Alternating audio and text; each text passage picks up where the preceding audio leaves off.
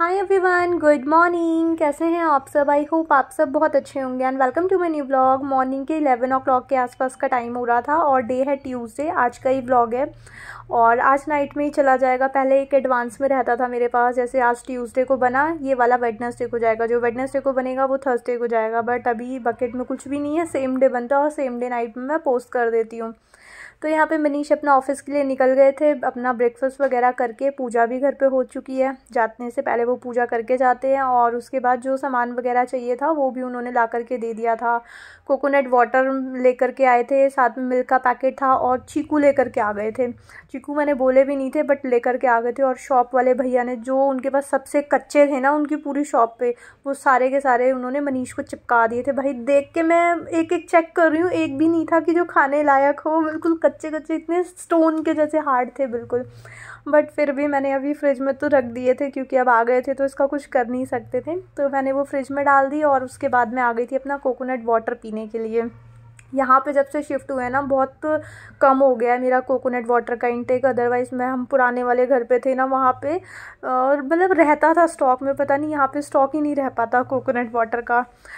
तो उसके बाद फिर आज लेकर के आए थे तो मेरे को पीना था। ये पी कर हो जाता है बिल्कुल हैप्पी हैप्पी सा, और स्टमक हैप्पी तो हमारा डे भी बहुत हैप्पी हैप्पी सा जाता है।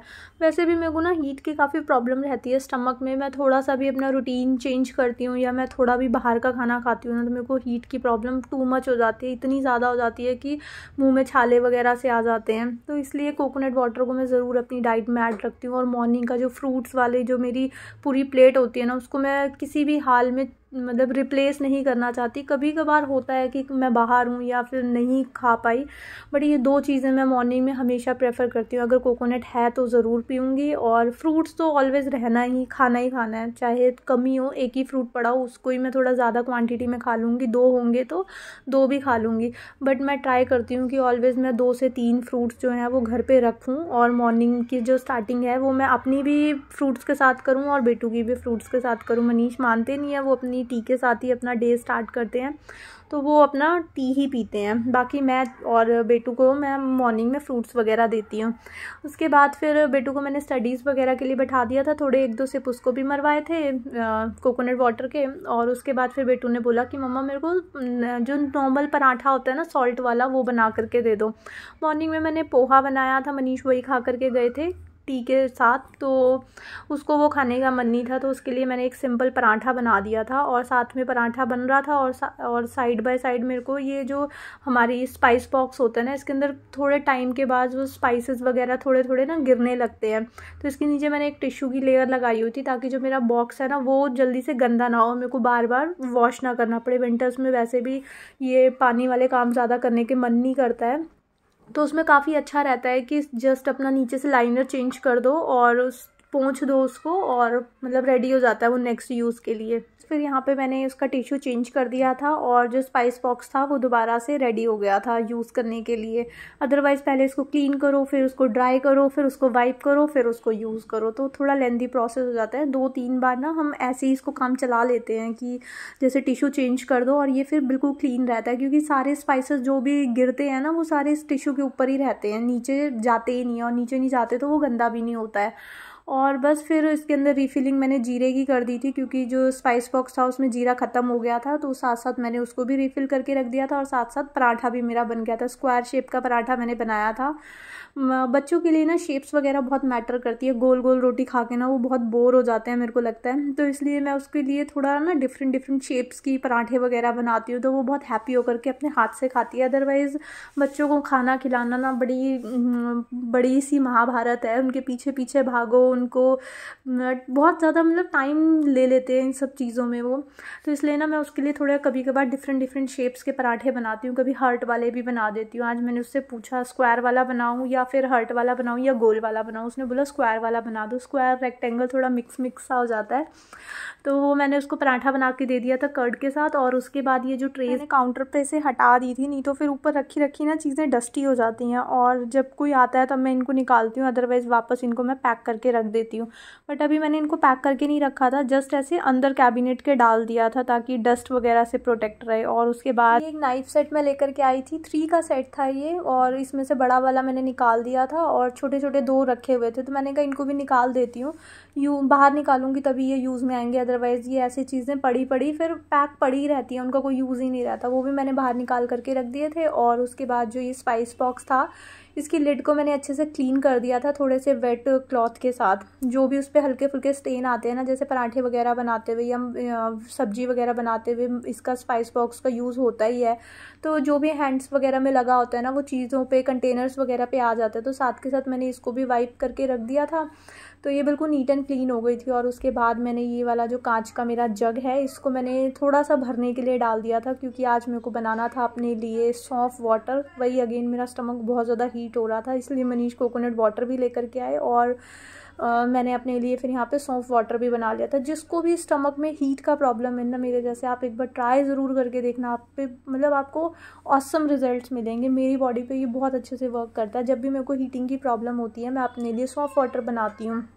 वैसे जैसे हमारे स्टमक के लिए भी बहुत अच्छा होता है, डाइजेशन वगैरह के लिए भी सौंफ बहुत अच्छा होता है। कई जगह पे डाइजेशन के लिए ना ये अजवाइन वगैरह दी जाती है, बट मेरे को हीट की प्रॉब्लम है, मेरे को अजवाइन बिल्कुल भी सूट नहीं करती है, तो इसलिए मैं सौंफ वाटर पीती हूँ, जो मेरे को बहुत बहुत बहुत ज़्यादा अच्छे से सूट करता है। काफ़ी बार मैंने अपने ब्लॉग में शेयर करा है सौंफ वाटर।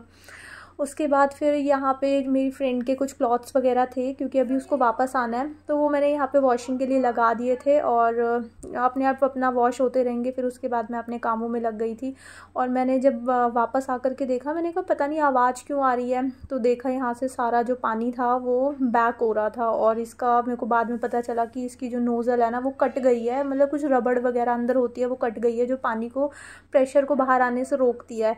तो ये अभी इसको न्यू लगवाना पड़ेगा। शाम को मेरे को पता चला था, मैं एडवांस में आपको अभी वॉइस ओवर करते हुए बता रही हूँ। तो ये पानी बैक हो गया था, मैं परेशान हो गई, तो मैं मशीन को अभी बंद करके आ गई थी। उसके बाद फिर मैं अपने दूसरे कामों में लग गई थी, क्योंकि इसके भरोसे मैं पूरा अपना काम तो नहीं छोड़ सकती थी। तो यहाँ पे फिर मैं आ गई थी बेडरूम में, और ये जो छोटा सा टैडी था ना, ये मैंने एलईडी पैनल के ऊपर ऐसे ही रखा हुआ था। और कल ही मैंने एक शॉर्ट वीडियो में देखा था, जैसे हमको कर्टन टाई वगैरह हम परचेज़ करते हैं ना मार्केट में, तो हम ऐसे फ्री ऑफ कॉस्ट घर पे भी बहुत डिफरेंट चीज़ें बना सकते हैं, जिनका कोई कॉस्टिंग वगैरह भी इतनी नहीं आती है। और ये सब चीज़ें ना हमारे घर पे ऐसे ही, मतलब बहुत अलग अलग चीज़ें हमारे घर पे पड़ी रहती हैं, जो हम ऐसे कबाड़ में फेंक देते हैं। तो मैंने कहा चलो एक बार ट्राई करके देखते हैं। तो ये छोटा वाला जो टैडी था ना, वो मैंने इसको इसके साथ लिया, और जो बेटू की स्कर्ट्स वगैरह में ऐसे छोटी सी पतली सी वो नहीं होती है बांधने वाली स्ट्रैप्स वगैरह, वो पड़ी हुई थी, तो मैंने इसकी नेक में बांधी, और इस तरह से कर्टन टाई मैंने बना ली थी। और बताना कैसी लग रही है। उसके बाद मैंने एक ये बड़ा वाला बेटू का टॉय लिया। आप इसमें डिफरेंट चीज़ें यूज़ कर सकते हो, जो भी आपके पास फैंसी पड़ा हो। बच्चों के बहुत अलग अलग टॉयज़ पड़े होते हैं घर पे, जिनके साथ वो बोर हो जाते हैं, तो हम उसको इस तरह से यूज़ कर सकते हैं। उसके बाद मैंने ये बड़ा वाला लगा करके देखा, बेटू ने बोला आप इस वाले से बनाओ, तो फिर मैंने ये बड़ा वाला भी लगा करके देखा। जहाँ यहाँ पे ना मेरी विंडो जो है वो काफ़ी छोटी है, तो ये इतना अच्छा शायद आपको ना भी लग रहा हो, बट जहाँ पे 2 लेयर्स में ऐसे आते हैं ना, जैसे एक इधर नॉट डाल करके हम कर्टन को टाई कर देते हैं, और दूसरा इस साइड में, तो उसमें अगर आप ये इस तरह से टाई करके बनाओगे ना, अपने घर पे जो भी एक्स्ट्रा सॉफ्ट टॉयज़ वगैरह रखे रहते हैं, तो उससे काफ़ी अच्छा लुक आ जाएगा। जस्ट मैंने ये ट्राई करा था कि ये वर्क करता भी है या फिर ये गिर जाता है, तो ये वर्क तो करता है। अगर आप इसको अच्छे से, मतलब अच्छे से क्यूट जो टॉयज़ वगैरह लगा करके अगर मतलब इस तरह से टाई कर दोगे ना कर्टन को, तो ये काफ़ी अच्छा लग रहा था। इसमें कॉस्टिंग भी नहीं आती है, और हम टाइम टू टाइम बच्चों के अलग अलग टॉयज़ जो है ना वो यूज़ कर सकते हैं, और बच्चे भी बहुत इंटरेस्ट लेते हैं इन सब चीज़ों में।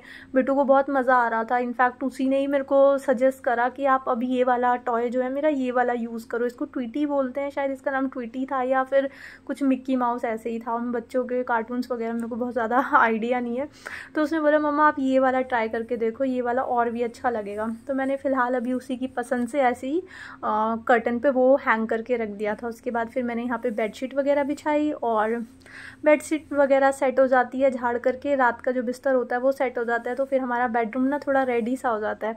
और उसके बाद मैं आपको दिखाती हूँ मेरे सोने के बाद ये दोनों क्या करते हैं। घर में जितने पैक्ड चीज़ें पड़ी होती हैं ना, ये दोनों रात को लग जाते हैं लेट नाइट खाने में, बिस्किट हो, नमकीन हो, चिप्स हो, इसलिए घर पे मैं कभी ये सब चीज़ें रखती ही नहीं हूँ। जब भी कोई आता है मुझे पता होता है तो मैं इमीडिएट जा कर के ले लेती हूँ या मंगवा लेती हूँ उस टाइम पे। अदरवाइज़ ये सब चीज़ों का स्टॉक मैं कभी भी नहीं रखती घर पे। जब भी मैं ग्रॉसरी वगैरह मंगवाती हूँ वो सब चीज़ें मैं कभी भी नहीं मंगवाती। मैं अवॉइड करती हूँ कि इन सब चीज़ों को ना मैं घर पे रखूँगी और ना ही ये सब खाएँगे। फ्रूट्स खा लें, थोड़ा भूख लगती है तो अगर ये सब नहीं होगा ना तो वो फ्रूट्स खा लेंगे, जबकि फ्रूट्स वगैरह भी लेट नाइट खाना हेल्दी हैबिट नहीं होती, बट स्टिल पैक्ड फूड से तो अच्छा ही है। उसके बाद जितनी भी ये जो वायर्स वगैरह लटकी हुई होती है ना, लाइक चार्जर की और बहुत सारी गैजेट्स वगैरह हमारे घर पे होते हैं, उन सबको चार्जिंग के लिए, जैसे अलेक्सा की भी एक अडेप्टर वगैरह था, ये सब चीज़ें ना हमारे घर को बहुत ज़्यादा मैसी लुक देती हैं। तो इन वायर्स को समेट करके डेली हमें रख देना चाहिए एक प्लेस पे। जब उसका यूज़ हो, दिन में 1 या 2 बार मैक्सिमम हम फ़ोन चार्ज करते हैं, जब यूज़ करना हो, चार्ज करना हो, निकाल के यूज़ कर लो, फिर दोबारा से उसको फोल्ड करके उसके प्लेस पे रख लो। तो ऐसे हमारा घर जो है वो बिल्कुल नीट एंड क्लीन रहता है।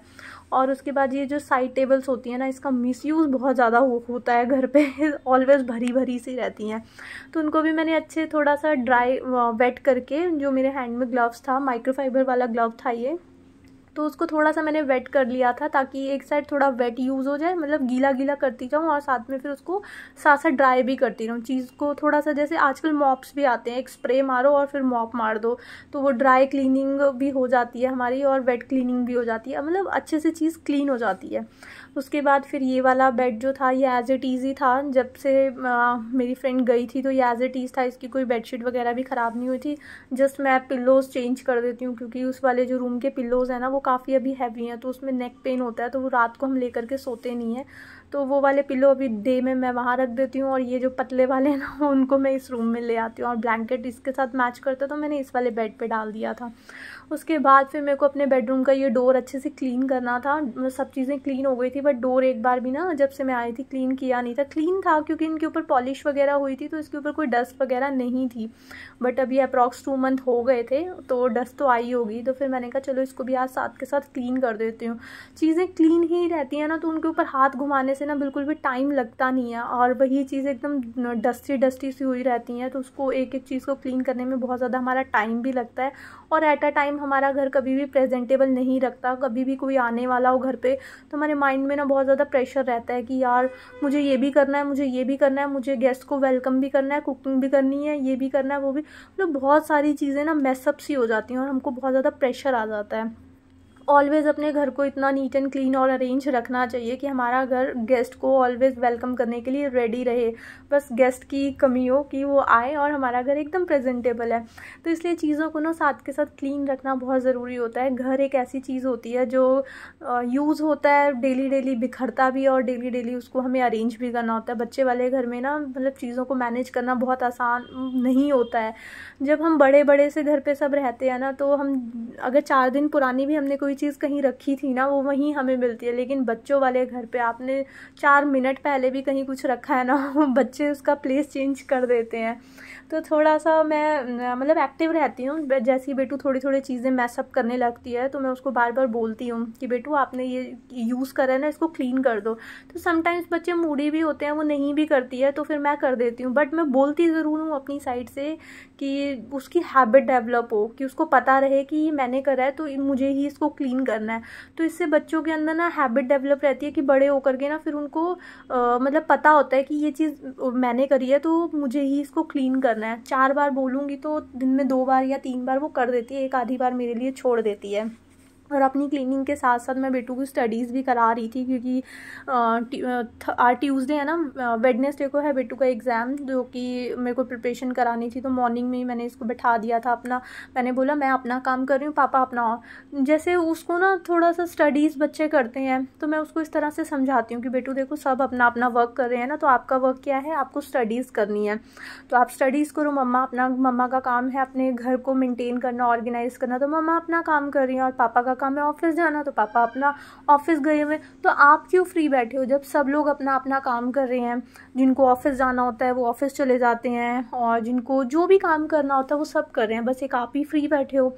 तो ऐसे उसको प्यार से मैं समझाती हूँ ना तो वो भी फिर अपने काम पे लग जाती है। उसको मैं मतलब बताती हूँ कि सबका ना एक लाइफ में अपना अपना काम होता है, तो सब लोग अपना काम फिनिश करते हैं और उसके बाद फिर वो रेस्ट करते हैं, आराम करते हैं, जो भी उनको करना होता है वो करते हैं। तो आप भी पहले अपनी स्टडीज़ वगैरह निपटा लो, उसके बाद आपको एलेक्सा देखनी हो, खेलना हो, आर्ट एंड क्राफ्ट करना हो, कलरिंग करनी हो, कुछ भी करना हो आपको, आप फिर वो कर सकते हो। फिर ये अपना स्टडीज़ वगैरह का मेरे को पूरा क्लियर करके दे देती है, मतलब काफ़ी टाइम से प्रिपरेशन तो इसकी चल ही रही है।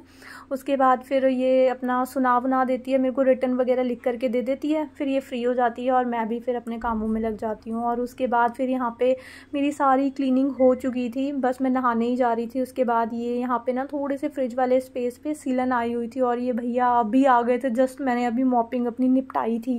वो वाला पार्ट मॉपिंग वाला मैंने ऐड नहीं करा क्योंकि ऑलरेडी 16 मिनट का व्लॉग हो गया था, तो इसके बाद मैंने ये वाला पार्ट ऐड कर दिया। तो उन्होंने वाइट पुट्टी थोड़ी सी पहले पेंट को उखाड़ा, और क्योंकि पेंट उखाड़ा था तो नीचे काफ़ी सारा कूड़ा वगैरह हो गया था जो मेरे को दोबारा से क्लीन करना पड़ेगा। बट स्टिल उन्होंने काफ़ी अच्छे तरीके से एक ही जगह पे पूरा पूरा कूड़ा करा था, ऐसे पूरा घर नहीं मैसी कर दिया था। और बस ये अपना काम कर रहे थे। उसके बाद उन्होंने वाइट जो पुट्टी होती है ना, वाइट सीमेंट बोलते हैं उसको, घोला थोड़ा सा, और सीलन वाला एरिया हल्की फुल्की सीलन आई हुई थी तो मैंने कहा साथ के साथ करा लेती हूँ, बाद में फिर सीलन बढ़ जाएगी। तो उन्होंने ये वाइट पुट्टी जो वाइट सीमेंट होती है वो इसके ऊपर लगा दी थी अच्छे से, और फिर उसको थोड़ा सा ड्राई करना था। अभी जस्ट मैं करके निकली थी, मेरे को ऐसा लग रहा था यार 10 मिनट पहले आ जाते ना तो मेरा काम नहीं बढ़ता। बट ठीक है, मेरा काम हो गया ना, मेरे को ज़्यादा सेटिस्फेक्शन इसकी थी कि मेरा काम हो गया। कि एक बार फ्लैट की हैंडओवर हो जाती है ना तो बिल्डर से अपना काम निकलवाना ना बहुत ज़्यादा टफ हो जाता है, पीछे पड़ के अपने छोटे छोटे काम करवाने पड़ते हैं। तो मेरे को सेटिस्फेक्शन थी कि हाँ फाइनली मेरा काम हो गया, क्लीनिंग तो मेरी चलती रहेगी। तो उसके बाद उन्होंने सारी सीमेंटिंग वगैरह कर दी थी और जो भी थोड़ा बहुत कूड़ा वगैरह हुआ था दोबारा से मैंने झाड़ू लगा दी थी, और उसके बाद मैं चली गई थी नहाने धोने के लिए। और आज का ब्लॉग मैंने यहीं पे एंड करा। आई होप आपको ये ब्लॉग अच्छा लगा होगा। अगर आपको ये ब्लॉग अच्छा लगे तो इसको लाइक शेयर एंड सब्सक्राइब जरूर करना। मिलेंगे एक न्यू वीडियो में, till then take care friends, bye bye.